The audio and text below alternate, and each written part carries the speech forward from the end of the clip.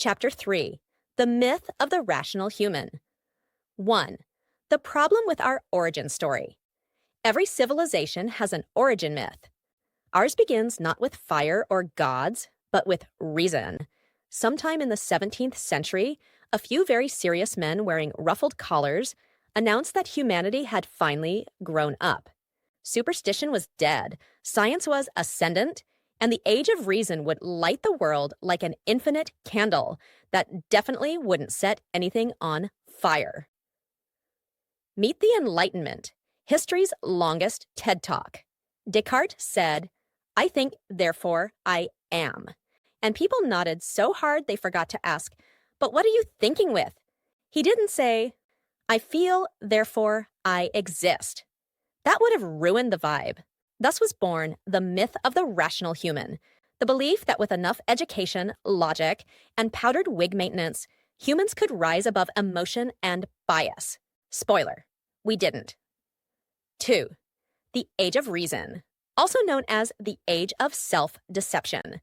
The Enlightenment gave us calculus, democracy, and indoor plumbing, an impressive hat trick, but it also gave us colonialism, phrenology, and Robespierre's Reign of Terror, all justified with the same word, rationality. When the guillotine blade fell, it wasn't rage that dropped it. It was reason in uniform, whispering, "It's logical to remove obstacles to liberty." If logic were a person, that century was its teenage phase. Discovering its power convinced it knew everything, slamming the door on empathy. 3. The scientific gentlemen and their confidence problem. Science at its best is organized humility. Ask questions, doubt yourself, revise. But in the 1800s, it became organized arrogance. Victorian scientists measured skulls to prove intelligence, dissected corpses to map morality, and ranked races like horse breeds. They called it rational inquiry. Francis Galton, cousin to Darwin because nepotism is timeless, invented eugenics to improve humanity. He genuinely believed breeding out the poor was philanthropy. That's the danger of smart people who never ask, compared to what? Logic without compassion becomes a spreadsheet version of tyranny. 4. The moral disengagement equation. Moral philosopher Albert Bandura explained how people rationalize cruelty, moral disengagement. It's the algebra of evil. Outcome minus responsibility equals sleep at night. If you rename torture as enhanced interrogation, logic stops blushing. If you call civilian deaths collateral damage, reason nods solemnly. Our brains outsource guilt to grammar. Every atrocity has a footnote that begins, technically. 5. Economics and the rational idiot. Then economists showed up and said, "Hold my abacus."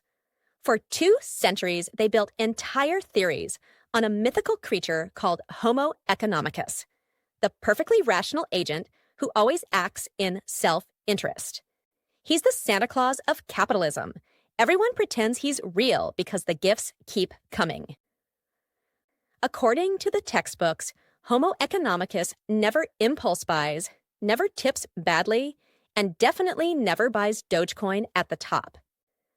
Reality, of course, had other plans. Enter Kahneman and Tversky, who spent 40 years proving that humans are predictably irrational. We anchor on random numbers, overvalue losses, and buy gym memberships in January we'll never use. Rational man is a fantasy invented by irrational economists. 6. The empire of objectivity. In the 20th century, rationality put on a suit and went corporate. The bureaucrat replaced the philosopher. Paperwork became morality. If a policy passed the cost-benefit analysis, it was reasonable, even if it crushed real people. The spreadsheet replaced the soul. When the U.S. military tested nuclear bombs in the 1950s, they calmly estimated acceptable fallout casualties. Someone literally graphed death. It was, by all accounts, a very rational presentation. That's when humanity discovered the ultimate life hack. If you quantify pain, you can ignore it. 7.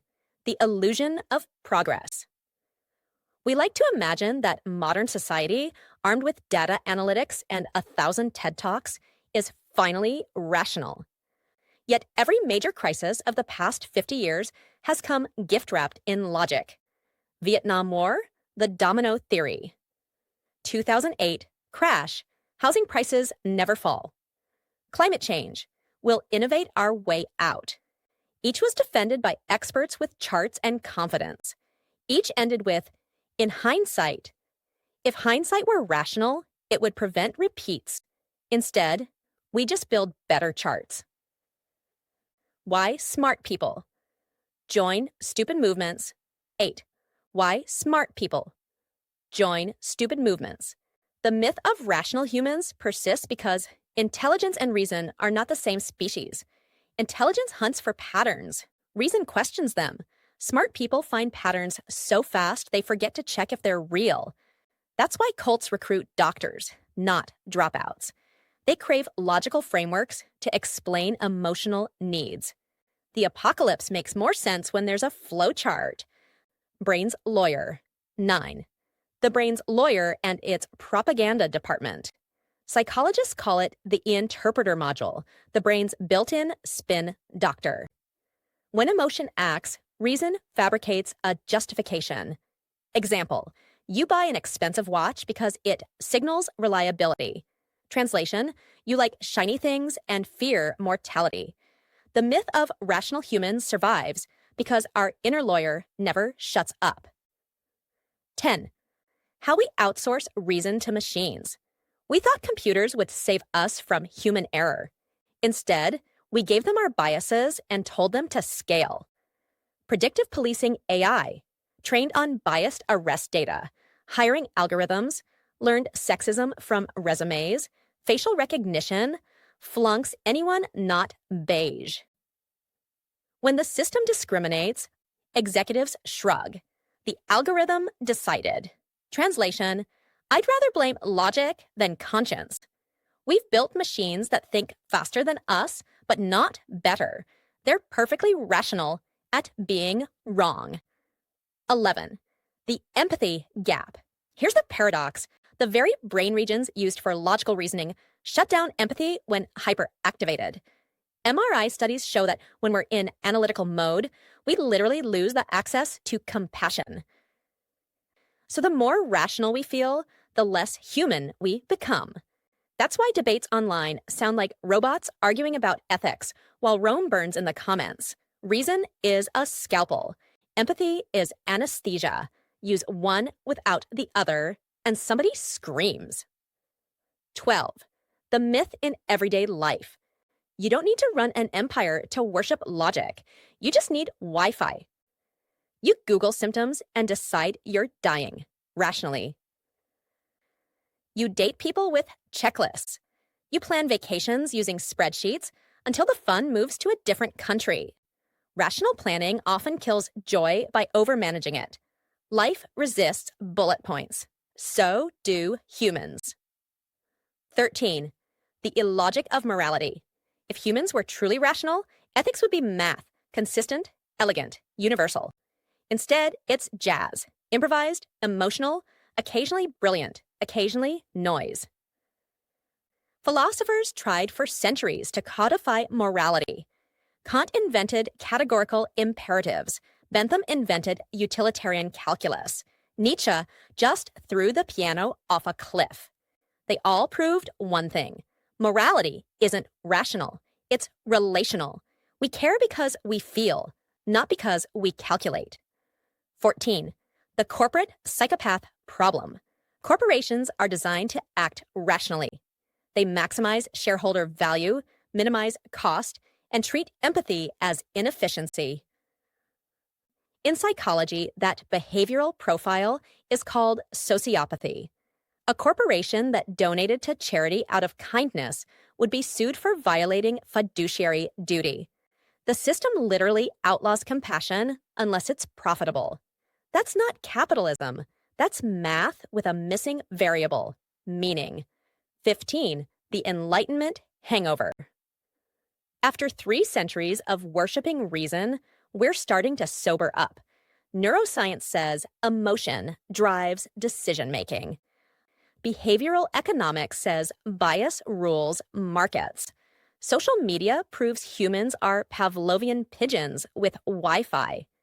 Yet we still talk about rational voters, rational actors, and rational discourse, as if reason were a faucet you can turn on during election season. We don't need less reason. We need reason that remembers we're animals in suits. 16. Why we still pretend. The myth persists because it flatters us.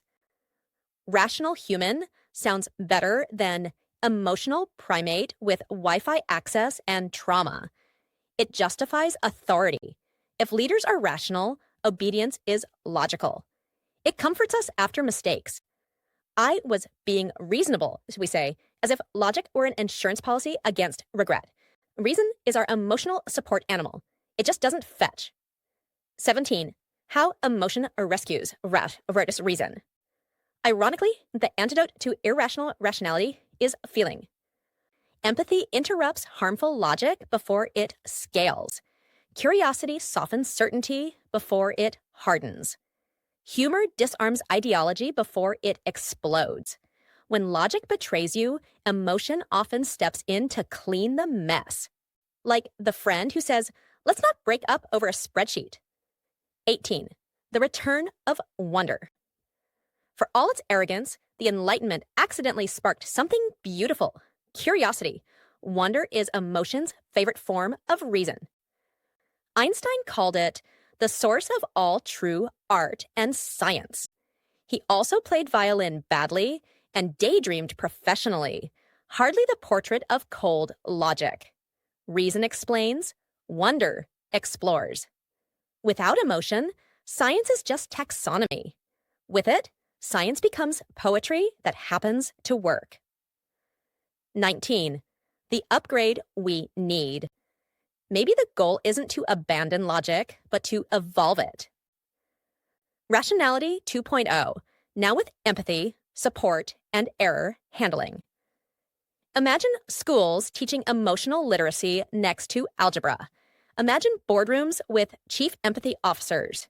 Imagine algorithms required to pass an ethics class before deployment. Logic got us to the moon. Emotion might keep us from nuking it. 20. Closing reflection, the human equation.